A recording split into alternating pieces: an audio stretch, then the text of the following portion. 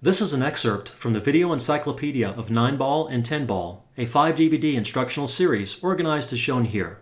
This is an example clip from Disc 4 that covers defensive and offensive safety play and strategy in detail.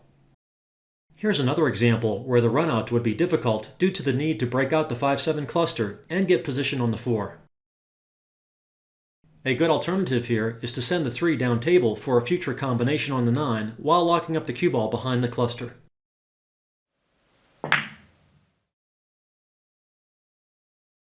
The 3 could have been positioned a little more straight in on the 9, but that is an excellent safety.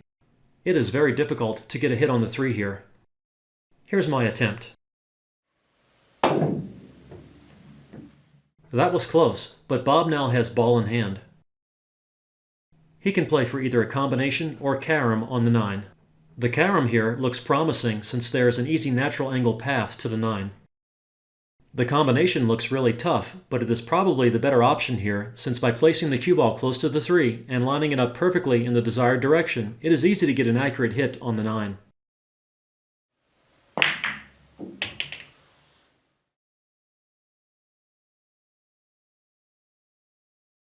As we saw in the last section, one option available with ball in hand is to play for an additional safety to attempt to get your opponent on 3 consecutive fouls.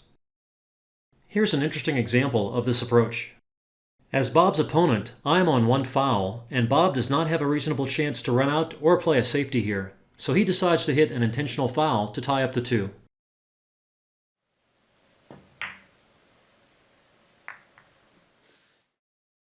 I have no reasonable chance to hit the 2 from here, even with ball in hand, unless I can hit a precision jump into the 2.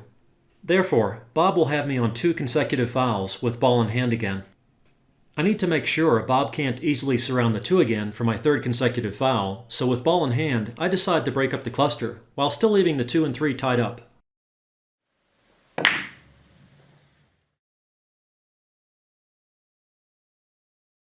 That was my 2nd foul, so Bob will play safe again to attempt to get me on a 3rd foul, which would give him the win.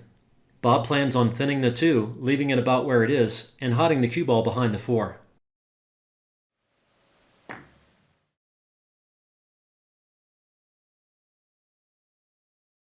At this point, before I attempt the shot that could result in a 3rd foul, Bob must inform me that I am on 2 fouls.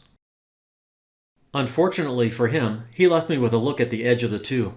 If Bob had sent the cue ball a bit farther, I probably would not have been able to get a hit on the 2, and I would have lost the game. But here, I can attempt a thin hit safety in return.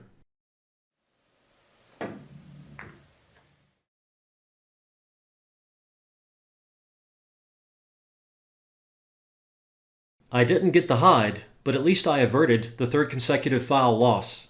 However, Bob can now play an even better safety on me.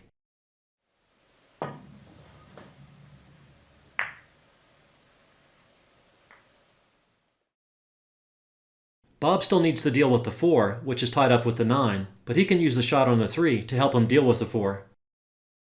I might be able to get a hit on the 2 here with a long kick shot, but I decide to use an intentional foul instead to send the 3 up table to make it more difficult for Bob to run out the balls.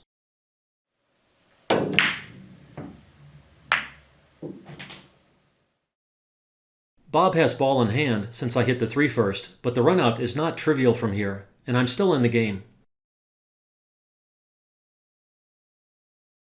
For more information, visit the website at drdavebilliards.com/vent. There, you can view video excerpts and see a detailed outline of the entire Vent series.